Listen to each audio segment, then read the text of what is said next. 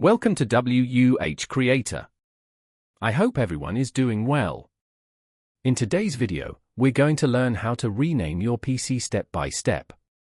The process is very simple, so let's get started. First, right-click on this PC and select Properties. Here, you can see the current name of your computer. At the moment, the PC name is WUH Creator, which is the previous name we want to change. Now, scroll down and click on Rename this PC. You'll see the current PC name displayed at the top. In the text box below, type the new name you want for your PC.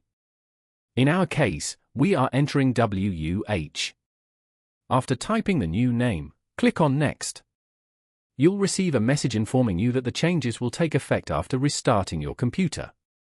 You can choose to restart now or restart later. We'll go ahead and click on Restart Now. Your PC will now restart. Please wait until the process is complete.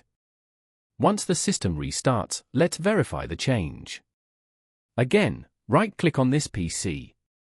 Select Properties, and here you can see that the PC name has successfully changed from WUH Creator to WUH. That's it. This is how you can easily change your PC name. Thank you for watching. I hope you found this video helpful.